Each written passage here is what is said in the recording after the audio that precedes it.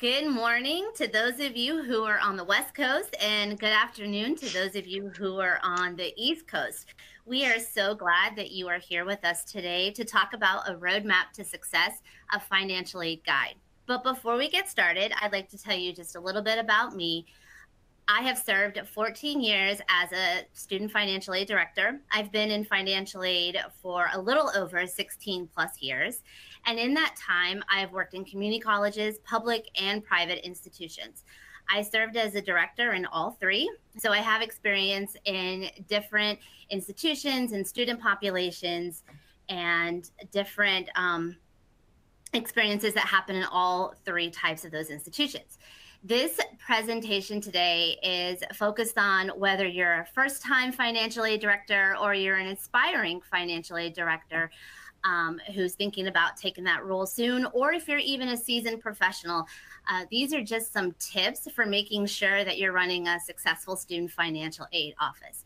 I hope you get something from this presentation, maybe a new idea, or just something sparks for you to do something any different than you are. So with that being said, let's get started. All right, so we are going to start with our very first polling question coming up. So the question is, how long have you worked in student financial aid? A, 0 to 4 years, B, 5 to 10 years, or C, 11 to 25 plus years. So please let us know, take a moment and answer to see who we have in the audience today.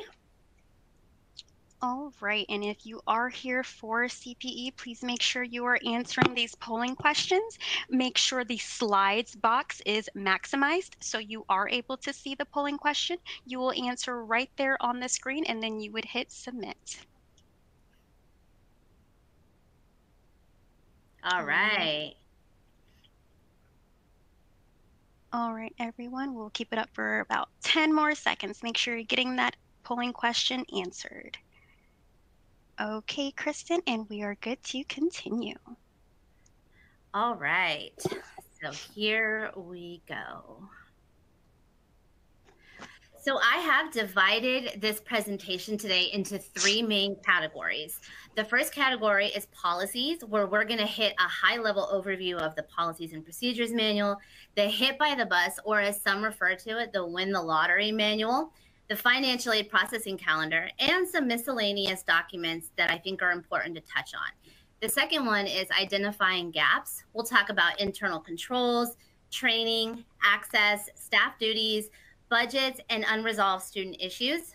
And the third category is visibility, where we'll discuss communications, whether you're a one-stop shop or direct access or a standalone financial aid office, and the timing of communications.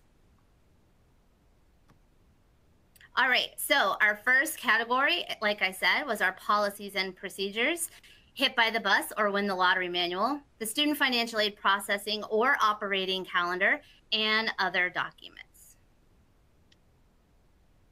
All right, so starting off with policies and procedures. So I just want to note that this is a high-level overview because we could spend a lot of time on policies and procedures going into the depth of what's needed and breaking down each section. But I do want to give you some pointers on your policies and procedures manual and talk to you about why it probably is one of the most important documents that you do have in your financial aid office. So number one, it's required, right? So establishing the why and the what you do and how you do relating to the regulations is really the whole purpose of a policies and procedures manual. And it's focused on the administrating of aid and administrative capability, right? So they are required by the Department of Education for the office to have. And it does serve as a valuable resource for training staff and for audits and program reviews if you have one coming up. We'll talk a little bit more about the multiple duties that it serves within the financial aid office. But for right now, I do want to talk to you about some of the things that I think should be noted in your policies and procedures manual. So starting off, I think you need to make sure you have your SAP and your R2T4 and your verification policy in your policies and procedures manual ready to go.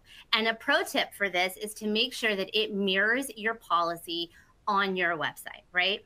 And the reason that I recommend that these policies are the first ones that you create or you get into your manual is because if you're up for your recertification with the Department of Education, these are a few of the most common policies that they're going to ask to review, right? And so they're going to want to make sure that what you have in your policies and procedures manual is what mirrors on your website that's student facing. So really making sure that you've reviewed these policies, they're in your manual and good to go. But also, there's some things to include within the manual that I think need to be highlighted. The first section would be the administrative capability. So in this section, you want to include your staffing, right? What jobs do you have in your office and who does them? And list out those staffing roles. Your checks and balances, right? We're required by law for administrative capability to have the checks and balances and define what they are in our office. Resolving conflicting information. Whose job is that? And how are you doing that? And what is the process for that? Fiscal reporting. Who's all involved in that? When does it happen? Consumer information. Document when you're going to send that out. Who on the campus is involved in bringing all of that information together, right? And making sure that it's delivered to students and it's on the website. The second area is institutional eligibility. This is really going to focus on your ECAR and your PPA and your accreditation, right? And making sure that you have those expiration dates in the policies and procedures manual when you list these out. Any policies that affect Title IV should also be included in this section. So things like admissions, if there's conflicting information that you get from the admissions office, how do you resolve that? And any other offices that directly relate to the financial aid office can be in there. The next is the general provisions. And this is probably the biggest area of your policies and procedures manual because this includes your certification procedures. Who's involved in that? Who oversees that process? Your return to Title IV process, your audit, your verification policies, and your policies for requesting documents from students. So really just your general policies, which also includes your SAP, your appeal process, whether you utilize a committee to review appeals or if you do it within your financial aid office, your withdrawal notifications. And it's also a really good place to talk about enrollment reporting. Also in this area, you're going to want to mention your appointments. How is your institution handling appointments, right? Are you seeing students more virtually? Are you seeing them in person? What are your office hours? And so this is all included inside that general provisions area. Next, your federal work study, right? How are you offering and awarding the federal work study money? How are students applying for jobs? And the fiscal records and what departments are involved in that would be into this, this area. SEOG, the selection, the awarding, the re-awarding part of the SEOG grant, and when do you do that and who's all involved in that? And then we'll go into our Pell and Low programs, right? You want to define the programs. You want to talk about the eligibility and the Pell reconciliation, the Pell recalc dates. What is your awarding policy? When looking at the loan programs, you want to focus on borrower eligibility. You want to enter counseling, your process for sending that out. And it's a really good time to enter the Fresh Start Initiative. Also, you want to do any type of deadlines. You want to enter them into this manual. So any type of begin and end dates, any timelines that you have that you want students to follow when submitting documentations. Because this is going to be your one central location that all of this is going to be here. Now, I do want to mention that this serves multiple duties within the financial aid office, but not just the financial aid office, right? This manual can be used with the institution. And I do want to mention that federal compliance, it just doesn't fall on financial aid, right? It's an institutional responsibility that we are following compliance and that we're in compliance. So if you are someone out there who's been tasked with creating a policies and procedures manual, or you've been to an institution that does not have one, it's a huge job to create. It's a big manual, it's a thorough manual, and it's a living document that requires to be updated as changes come, especially for the 24-25 aid year with FAFSA simplification and the changes that are coming there. So it shouldn't just fall on one person to create this manual. And I know that it usually falls on the financial aid office to compile all the data, but you should work with your colleagues at an institution to really make sure that your policies are covering everything. The offices that we work with closely, such as the bursar, the business office, the registration office, make sure your policies are including what they do as well, so you can incorporate all of those into the manual. Also, use your team. Make this a team activity when creating your policies and procedures manual. This is a really good training tool for staff. So bringing them in and divvying up the policies and procedures and having them work to document it is a really good way to make sure that nothing's being forgotten. And it also serves as a second review process of some of the policies, right? And so a good way is to make this a team effort and get everyone involved, because we work in a fast-paced, high volume office and things get missed, right? And so we can bring everybody together and focus on the policies that need to be there. Now, it should be updated annually at a minimum, because things are changing so much and we have so many new regulations and compliance that it's hard to get all the changes in there and not forget. So finding a time to be able to update the policies and procedures manual can be tough. You're probably thinking there's no way I can block off time to write our policies and procedures manual or continue to update it. But just being able to jot down the changes that are coming helps out a lot. You do not want to wait until right before an audit or a program review to try to get all the changes into your policies and procedures manual. Something that has helped me along the line is when I know changes are coming or I know a policy is changing, I'll go into the manual and I'll just put a space in the manual and highlight it and come back to it. Because again, we have a lot of things that go on, a lot of moving parts. So being able to make sure that that gets in the policies and procedures manual is really important. All right. Now we are going to discuss the hit by the bus, or as some call it, the win the lottery manual. So the purpose behind this manual is if the person who's sitting in the director's chair wins the lottery the night before and they don't come into work the next day, the financial aid office can continue to run smoothly and nothing is missed. This is a technical policy manual. And so this is more of a step-by-step instructions and screenshots of every single process that happens in financial aid. Now, this is also a living document, and it's also a very large document, but it is a great document for your staff. It is an awesome training tool because it is a visual document.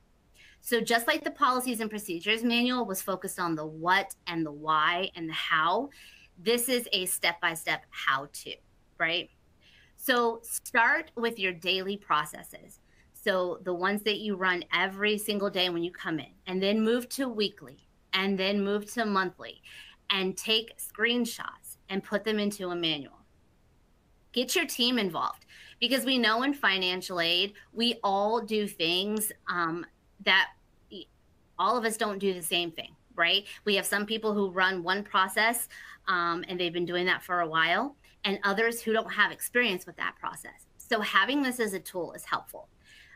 If you're ever in a situation like me, and I'm sure this is common, you have one employee who's been there a really long time, who's done one process and they do it very well. Mine was return to Title IV. I had an employee, they worked for 20 years at the office and they did this one process. And then they decided to retire and nobody else had ran this process. And so you don't want to be in that situation. And that is why this manual is crucial to the success of your office. Having your staff document all the policies that they do and taking screenshots as they do them will be so helpful at the end. If somebody leaves, especially with staff transition now, it has been a lifesaver at the institutions that I've worked with. A training tool, this is one of the best because some employees are visual learners and it helps to be able to walk through the process. Also, for those of us who have been in financial aid a long time, you know, sometimes you don't run processes but once a year and you forget how to do them. And so being able to have this tool is really, really beneficial. All right. The third document and policy that I think is extremely important for a financial aid office is called the Financial Aid Processing Calendar or Operational Calendar.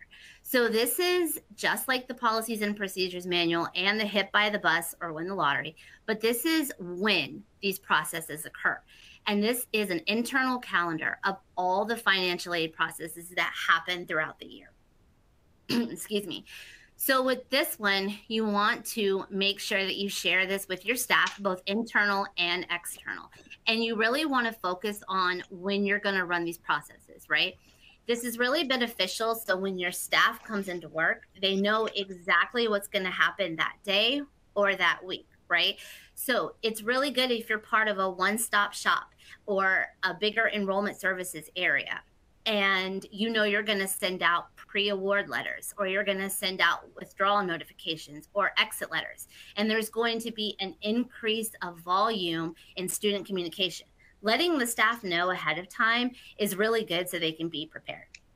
Just like the policies and procedures manual and the hit by the bus manual, this also should be updated and is a living document. Processes change, the timing of things change. We always have to be fluid with all of our different processes, especially within financial aid. So having this is just a way to map out all of your processes and look and make sure that everything is flowing the way that it should. It can be shared electronically, and I've seen it work very well. So if you have like a Google Calendar or Outlook, you can assign your staff to this. And when they come into work and they pull it up, all of the important dates are there. So they know exactly what's going to happen. And you can also add campus events to this calendar as well. So if there's summer registration dates, if there are admissions events that you're a part of, all of this should be included on that processing calendar and used as a tool with the policies and procedures and the hit by the bus manual. Now, over here, I've put some things to include if you're not sure what to start when you're planning out your financial aid calendar. So things such as your ICER load dates and your monthly reconciliation, your repackaging dates, when you reconcile Pell and loans, transfer monitoring dates, when you run SAP, your COD processing dates, your bad grade or your no pass report to run your unofficial withdrawals, gainful employment reporting if required, your file reviews, your second review process, FISAP deadlines, IPEDS reporting, loan fee change dates if you're going to close out the funds, return to Title IV reports, ICER corrections, V4 and V5 reporting, and even your new aid rollover. So those are just some starting points to put in your calendar, but there is so much more that you can add to this and keep it living and add things to it as needed. The three of these are probably the best things that have helped me this far, keeping everything organized, prioritizing dates, and making training for the staff a lot easier.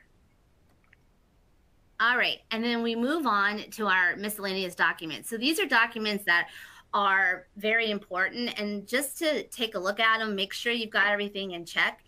Always check the e-car and the PPA and make sure that all of your signatures are correct, up to date, and you check out the expiration date, right? And when you see the expiration date, put that on your financial aid calendar so that you're aware. 6 years can go by really fast in financial aid, and you can forget that date. So you want to make sure you document it, also in your policies and procedures manual. Pull your institutional consortium agreements. Just look at them, see if there's any changes to forms that you need, any questions that are coming up. Do you need to have a conversation with the other schools to just talk about the process? It's always good to just check where those are at. And then lastly is our FISAP and our campus-based awarding amounts. Especially for our newer directors coming in, making sure you review it. You look at your amounts for your federal work study, your SEOG, see what your amounts were previous, and look at your spending and kind of map out that process is really a good tip to make sure that you're just aware of where you are. All right, and now we're going to move into our next polling question. Okay, and I will read off this polling question. Polling question number 2. How often are you reviewing your policies and procedures? All right. How often are you reviewing your policies and procedures? And we'll leave this up for a few moments.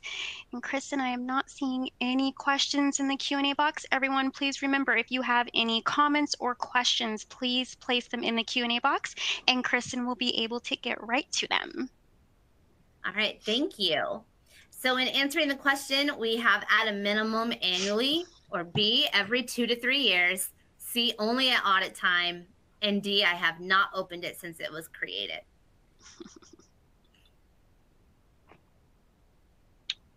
All right.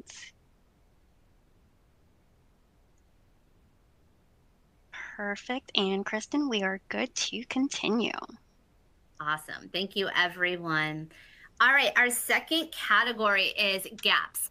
And where are they within the institution or in the financial aid office? And so we will talk about internal controls, training, access, current duties of staff, budgets, and unresolved student issues. All right, so our first topic that we're going to talk about is our internal controls. And I want to talk about the system controls around awarding and dispersing. So just making sure that the separation of duties are there, and that process is going smoothly. Those that have access know exactly that process, and just having those lines of communication open, right? Internal controls around PII data and information sharing is a good conversation to have, and just check in with offices. Making sure those offices that have access to financial aid screens, information off the FAFSA, they understand what they have and how to use that information. It's also a good time to have the conversation with offices that may not have the need to know for the information. And so therefore, just whether you're pulling a list of offices that have access and having those conversations is a good place to start. System access. We'll talk about this a little bit more in a couple slides, but always being aware of who has access to the financial information on your system, right? And whether that's pulling a list from IT or if that's reviewing a list that you have internally, it's always good to see who has access and if they're trained on that access with the financial aid information. Looking at your second reviewer process, right? Are you having these at a certain time? Are the individuals who are doing the second reviewer process, are they comfortable with the process? Do they know when to do them? Is there training needed around this, right? Are you working on second reviewer processes for return to Title IV, for verification? And so making sure you have those processes in place. And then monthly closeouts with the business office, right? Making sure that that communication is really open and flowing between you and the business office is really, really helpful. There's nothing worse than getting to the end of the year and missing $1,000 on, within loan funding and trying to find it. And so being able to have those checks and balances and communication is really helpful with the office of the bursar. Okay, and next is training. So this is my favorite topic within financial aid because I think it is the most important, but it's the hardest to do within our profession, right? Understanding the training levels and needs of your staff is crucial and probably one of the biggest things that contribute to success of a financial aid office. Because there is so many rules and compliance and processes, understanding the training levels and needs of your staff is very important. Do you have a pretty new staff? With all the staff transition that most of us are probably experiencing, we probably do have pretty new staff. If you have seasoned staff, is there a type of training that they can give or share? But understanding what levels you have in your office can really benefit you and identify where the training needs are. Probably the hardest thing to do is find key times to train our staff. This is the hardest because there's constant distractions. There's emails, there's student walk-ins, there's appointments. There's all kinds of things that are constantly moving in our high volume office. And so trying to find the time when staff can turn off and disconnect and really focus on training is tough, right? Are you training at the end of your staff meeting? Maybe setting aside a time to train there. Are you finding time within the week to just shut down for maybe an hour or two where staff can completely disconnect from appointments and phone calls and you're focusing on a topic then? Some ideas are a director drop-in. Maybe the hour previous or prior to your staff meeting, you're allowing staff to come in and ask questions and be trained at that point to talk about any issues that come up there. Or maybe you're delaying seeing students for a few hours before you open so you can focus on training. But in my experience, finding time for staff to disconnect and really focus on the topic is what's going to help them out. Is training everyone's responsibility, or is it one person's role at your institution? And if it's one person's role, is it the director's role? Trying to be able to assess everybody's training needs and be able to train our staff effectively and make sure that they're comfortable and they're knowledgeable is hard, right? And so really focusing on how you can maximize training with your staff. Are you having them shadow? Is reverse shadowing part of your training onboarding? Are you giving them the hit by the bus manual or the policies and procedures manual to learn? Are they shadowing for a few weeks before they start seeing students? These are all things to just consider when looking at the overall training of your staff. Reviewing current staff duties and current strengths of staff.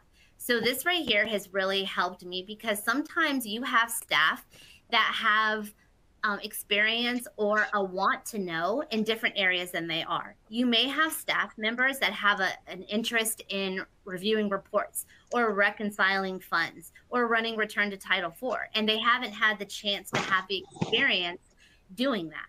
Looking at what they're currently doing and maybe what they want to do will really help bring things that need to be done covered by staff who has a want to learn them more, right?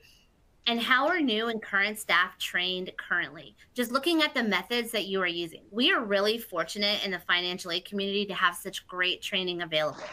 Are you sending them to your regional and state associations? Are you utilizing NASFA training materials?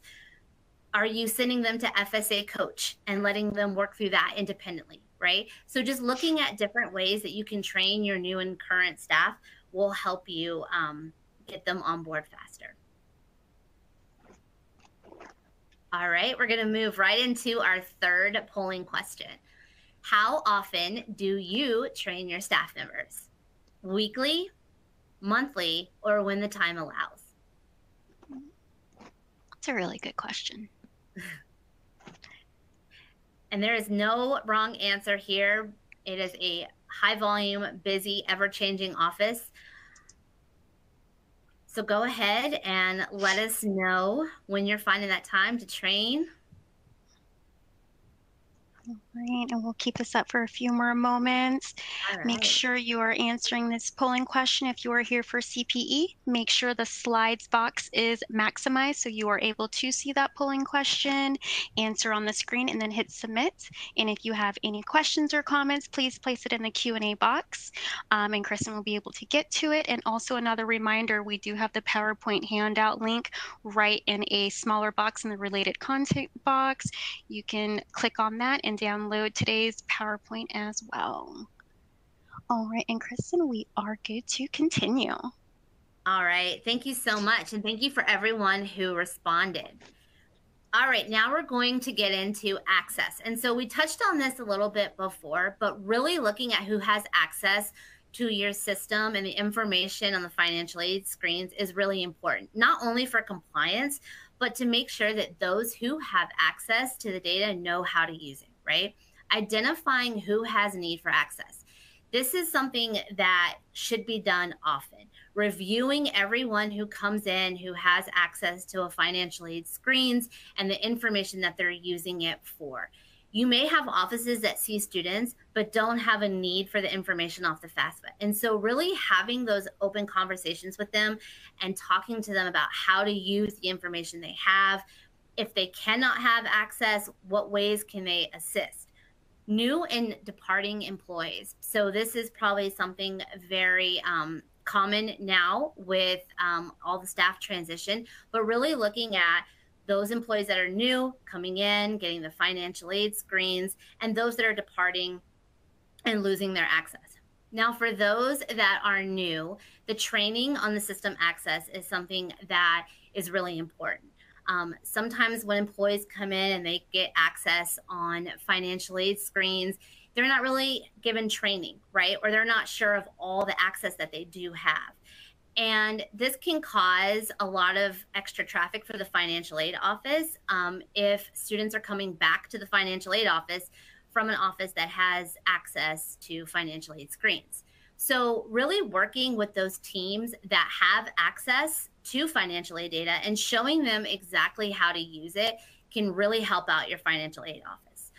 And seeing if you can go to their staff meetings, maybe once a month or maybe once a term, where you can just kind of talk to them, or even sharing information from the Hit by the Bus or Win the Lottery manual with them, where it shows them that step-by-step process for the screens that they're using, right? But overall, access to the information is crucial and important to confidentiality and compliance. So really monitoring this aspect and seeing if there's any gaps here that need to be addressed.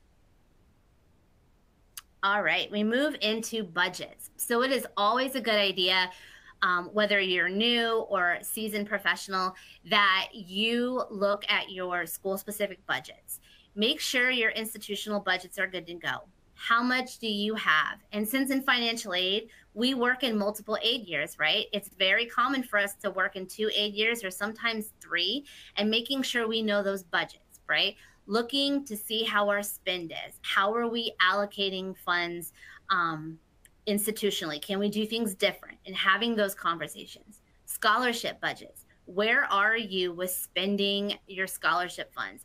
Is all the awards being awarded? Is the process going? Are those that are on the scholarship committees aware of how much money they have to spend? And just reviewing that process. Academic budgets is the same as scholarship, just really working with the academic side, departmental budgets, and their scholarships that they award. And then it's always a really good idea to make sure that your current year budgets and your past year budgets that you're aware of, right? And again, we work in multiple aid years. So you want to make sure that you're planning and how you plan to spend, you have that plan already and the conversations are happening. And it's always good to check the past year's budgets. Can you spend in more area than you did prior? Are there different initiatives that you need to focus on, in the current year budgets? So just looking at that as a whole and planning out is a really good way to see things that can change for the upcoming aid year, where you didn't spend as much money as you needed, and so forth. Looking at the federal budgets as well, your federal work study. For those of us that have worked in financial aid offices here recently, we know it is extremely tough for students to come back and get them to work on campus. We're competing with outside companies that are paying $20, $21 an hour, and trying to get students to come back to campus and utilize our work study money is tough. So looking at that budget, seeing how much you have to spend, work on that process and see if there's any way, to get students back on campus. Are you partnering with a different office to get students to apply and get hired? The SEOG grant, same.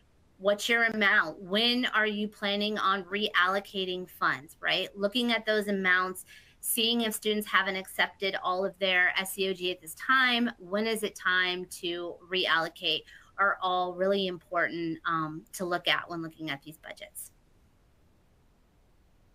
All right, and unresolved student issues. So this happens to me a lot in the past, so I thought it was really important to add this slide in here. This is really focused on those that are newer or have changed institutions. Unresolved student issues, they creep up, right? And especially if you're, like I said, a newer director and you come in, there could be some students that are lost in transition. They could be working with other professionals and then the transition happened and they were lost in the shuffle. And then next thing you know, you're hearing about it from higher administration, right? So making sure that you communicate with your staff and seeing if there's any students that have escalated or if there's any issues there that you need to be involved with or you need to be aware before you hear from a higher administration. If you have a financial aid main email box or an email box that goes to enrollment services that students with financial aid email to, do you have access to that? Are you monitoring that, right? Because a lot of situations can occur in here. They can escalate quickly. And so just making sure, excuse me, that you're aware of these situations is always a good pro tip, especially if you're in a newer position. Pending DOE cases. Is the Department of Ed waiting on information from the school to complete a student complaint? Is there a student who's in the process of filing a complaint that you're aware of, right? So these are all things that should just be communicated so that you're aware and you're not caught off guard when these things arise. All right, so we have made it to our last category, and this one is focused on visibility. So we will talk about current communications, both internal and external, the timing of information that we're sending to our students, and knowing who your student population is, and how are students being served currently at your institution. We will move into our next polling question, number 4. Where is your financial aid office located? So please let us know as we enter this next section. Are you within a one-stop shop or an enrollment services area? Or are you a standalone office? Please let us know. All right, if you are here for CPE, please remember to answer these polling questions. Make sure the slides box is maximized so you are able to see the polling question, and then you will answer right on the screen and then hit submit. And if you have any questions for Kristen, please make sure you are placing them in the Q&A box, and she will be able to get with them as soon as she can. All right, and we'll keep this up for a few more moments. I'm sorry. Go ahead. Oh, no. I was just going to say that we will be talking about both a one-stop shop and direct access or standalone office. So I'm really interested to see who's in our audience today. Okay, a few more moments, everyone. Please make sure you are answering these polling questions so you can get your CPE credit.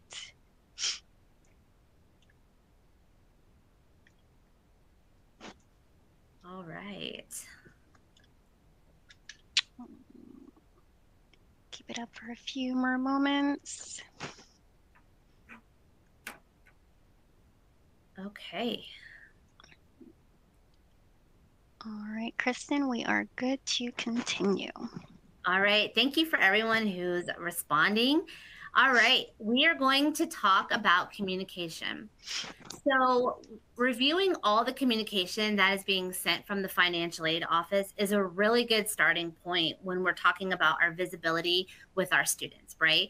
Making sure that we have all of the required communication that the Department of Ed requires us to send out, and that we're reviewing it to make sure that the correct wording is there, that it's understandable to students, that we are just making sure that it is all there. That's a good starting point for looking at all it, whether it's withdrawal emails, post-withdrawal disbursement emails, exit letters, anything like that that is being sent from the financial aid office. It's really good to pull those and review them as often as you can. Talking about consumer information, is this a collaborative effort between departments? So is this something that you're working with maybe the athletic department, you're working with your, police on campus, making sure you get all of the documentation together and deciding who is sending this out to students? I've worked at schools where this information was sent from the registrar's office. This was sent from the financial aid office. But either way, making sure that you're collaborating with other institutional departments and getting this sent out. And then the timing of this as well. And we'll hit on that a little bit more on another slide, but this is a really big one to make sure that you're in compliance, you have everything that you need ready to go to send to our students. Identify who your specific student population is, right? So are you a non-traditional serving institution? Do you serve mostly traditional or first generation students? So your communication style is going to depend heavily on what type of students that you have at your institution. If you have traditional, you're probably communicating with them more via text message or videos, short videos that is available on your website or in your financial aid office, right? You probably realize that our traditional student population isn't heavy on the emails. They're not reading their emails very well.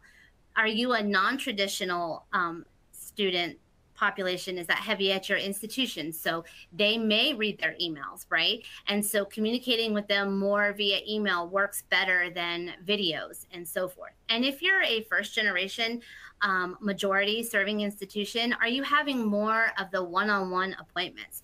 Is there more of set an appointment, the family comes in, more time is allotted for students to really help them understand the financial aid process and give them the service that they need. So really zoning in on who your students are is crucial to be able to make sure that students are getting the communication that we want them to get, and understanding it. And which method of communication are you utilizing the most, right? Again, we talked about, are you using a chat function more? Are you using text messaging? Are you more on the videos and sending students 3-minute, 2-minute videos on how to, accept their aid or what their SAP means? Are you a heavy email institution, right? So these are things to look at, because if we're using the wrong communication with the student population, they may not get the message that we want them to get, right? And so really tailoring that line of communication with who your students are can really help you. And your student satisfaction. Are you taking any type of data on how your students are being served at your institution, whether it is a Google survey that you're asking them or a link to fill out? 1 or 2 questions will give you a lot of data on what your students are getting, receiving, or what they need, right? And it can be something very simple. Like I said, a 2-question survey after an email that you've had with them, or asking them how they felt after the service is a good way to kind of get the data so you know how to change things, so that our students are feeling comfortable with the financial aid information that we are giving them. All right. So we are moving on here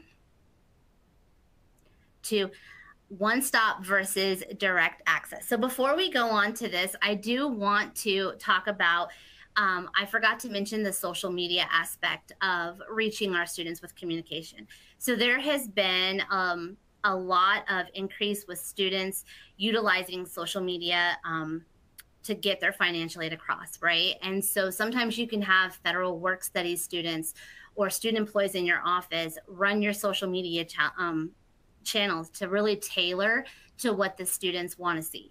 And there's been a lot of success, especially in offices that I've worked at in the past, where having students explain the financial aid process has been really beneficial, with students being able to understand it, right? So maybe utilizing students to get the message across with your financial aid. Also, maybe you need to go to where the students are, right? Maybe conducting like what's called a 5-minute FAFSA check, right? Going out to the student union or where the students are and really focusing on getting in front of them and asking them if they have questions about financial aid, or is there something on their financial aid they have a question about. If you have laptops or you're able to disconnect from your office and go out, you can really get in front of the student population and ask them any kind of questions about financial aid they may have. We do know that students try to avoid the financial aid office at times. And so really going to where they are can really help you. And sometimes getting your staff involved as well. Setting up a table in the union, putting up some laptops and inviting students to come talk to you and ask questions is a great way to show that financial aid isn't scary and that you're here to help them. All right, moving on to a one-stop versus direct access. So I have worked in both of these type of office settings, and both are wonderful and can provide great service. But just some notes on each one. If you are currently in enrollment services or in a one-stop shop, additional training of staff, looking to assess the training of those that may be generalists or your associates that are enrollment services, and they have to know a lot of knowledge, right? And so what type of financial aid knowledge are they having to have? Are you putting them through the basic FSA coach so they have the basic understanding of financial aid? Are they comfortable going into student packages and explaining why aid hasn't paid or what happened with disbursement? And just really focusing on the training of that front staff, because we want them to be confident when working with students, and we want the students to feel good after getting a response. The level of financial aid information given to students, right? So what type of information are your front desk folks giving, and are they comfortable giving? Can they talk fully about financial aid? Do they have access about all of the processes and procedures just like the financial aid staff does? Or is there maybe a tiered approach, right? Is there a level where they hand it off to a back office? There's many situations here where students want privacy, or they have more in-depth story that they need to talk about someone or talk about it more in depth without others hearing. So just really focusing on that level of financial aid information that's given at the front desk and looking at the privacy situation. Are you getting back office financial aid support? So if something does cross over into a little more in depth, if it goes into maybe a professional judgment or questions about their verification, are you handing that off to someone else in the financial aid office, or is that also handled at the front in enrollment services? With a one-stop, you do have quicker service times. You do have more designated employees to have appointments and see students. So it is a great option to be able to see more students and service them quickly. But the main thing here is just working with them on their training, right? And maybe attending their training staff or their staff meetings to train them. Setting aside some time within the week to focus on helping them learn financial aid. Inviting them to your financial aid staff meeting at some point to talk about upcoming changes, especially with the FAFSA simplification, right? Lots of changes are coming and they need to be prepared as well to be able to communicate that to your parents and families and students. If you are a standalone financial aid office, are you staffed enough to process and serve students, right? Looking at that model and making sure that you have enough time to process and get through all the financial aid and see students at the same time with appointments, right? And so are you utilizing student employees? Are you using a queue system so that students can text and get in line? And how are you really maneuvering that balance between processing reports, getting aid awarded, and seeing your students? All right. Okay, and now we're going to talk about timing of communications. So really looking at the timing of when you send communications to students is crucial, right? And I have a good example for this. In my past, we had data of when our students were reading our emails that we were sending out to students. And the data showed that most of our students were opening their award letters and their emails at midnight on a Saturday. And that blew my mind because I could not believe they were up reading their emails at midnight on a Saturday. But that was when our highest level of award letters and communications from the financial aid office were being reviewed, right? Really knowing who your students are and when to send them communication is important. Some of our communications to students need a response and they require an action, right? So making sure that they get that and they respond is important. This rolls into making your communication style stand out. So the subject line is very important. If you use free money inside the email to get them to open it, or if they have a post-withdrawal disbursement letter and you say action required in bold letters and all caps, make it so that they understand they need to open the email and respond back. Making it stand out so it's not just another email. I read an article that most students get between 50 and 70 emails in the first 2 weeks of the term that they start. And so really making sure that they know that their financial aid emails need to be read, they understand what's being asked of them, and they don't ignore the emails is really important. And working with your admissions and business and registrar's office on timing and messaging. Again, we're all sending out communications to students. We are all trying to communicate important things to them, but some of it can be overlapped. And some financial aid information can be included on admissions emails, and the same with bursar and registrar. So really working with your colleagues and seeing what you can put on these emails would really be helpful. So looking at the timing and the overall of when your students are reading your emails and getting that data will really help you serve your students better and will make sending the communications out to them a lot easier. All right. All right. So it looks like we are at the end of our presentation.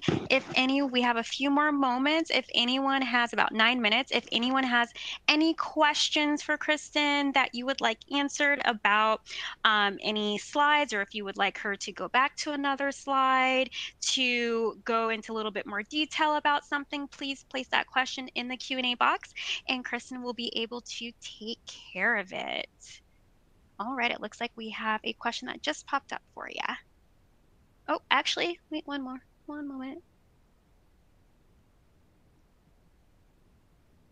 Oh, okay, there we go. Would you be able to take care of that, Kristen? Yes. So the question is how to expand on how to create a policies and procedures manual from scratch. So yes, this is a great question, and it is a huge task. So there are some good resources out there with NASFA and state and regional organizations on how to create a policies and procedure manual, but I would start with those main categories. I would start with sitting down and putting your R2T4 policy, your SAP policy, and your verification policy first, right? And then really starting with the administrative capability and moving on to your institutional and then your general provisions. And there are templates out there that you can use that'll help you fill in and cite the regulations back to your policies and procedures manual. But it's mostly just going through and listing out all of your policies and write them down and group them into certain areas in the policies and procedures manual. And this is a big task. And like I mentioned, it does take colleagues, around your institution. If you focus on like reconciliation, you'll want to add in, the business office. How often do you meet with them? What reports do you utilize in order to reconcile funds? And breaking it out with each program, federal work study, SEOG, your Pell, your Teach, your loans, and really focusing on the what, the why, and the how of each one of those sections, right? In the beginning, in the administrative capability, it is a really good idea to, like I mentioned, list out all the staff positions and what they do and the processes that they work with, right? And so, like I said, there's some really good tools out there, and it's really hard to duplicate that because each school has, specific things that they do different from other institutions, right? But there's a good model to follow through NASFA for sure on that. Okay, thank you.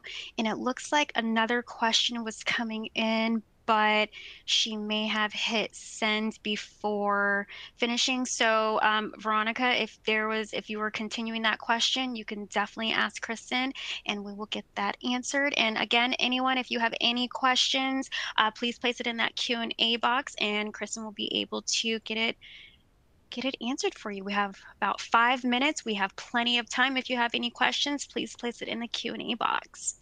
Yes, and I want to go back to the policies and procedures manual question.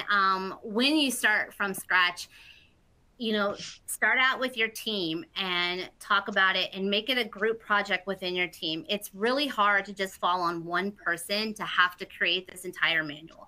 And so, like I said, there's a lot of examples there, but just making it a team effort and not just on one person will really help in the long run. Okay. Oh, she wanted your contact information. Yes, we have Kristen's contact information right here. And so same with the hit by the bus manual, and it may be really good to create the two simultaneously because with the hit by the bus manual, you document each policy that you have. And so therefore you can kind of see what you need to expand on and add to that policies and procedures manual as well. And so, but I have been there when you had to create one from scratch. So I definitely understand what that looks like. I will be glad. Oh, go ahead. Sorry, go ahead. No, you're fine. Oh, no, I was just going to say that was a really great question. And like I said, there's a lot of resources out there to help. And we can also help with that as well. and provide some examples in how to do that. All right, we have another question here. Are staff receptive of training from the manual, or do they prefer in-person training? So I've noticed that staff are receptive for it, and getting them involved to help create it actually creates a lot more interest in the policies and procedures manual. We did use it in staff meetings to train. We would pick a policy and then we would refer to the procedure when we would have our staff meetings, and we would talk about it. And each one of my staff members always had the updated copy of the policies and procedures manual along with our hit by the bus manual, so that we could walk through it and answer any kind of questions that they had. So I think at my last institution, we had about 9 volumes of our policies and procedures manual. And it just kept changing, and each staff had the updated version. So it was a good tool. They were definitely receptive, especially when they created part of it and they had an input.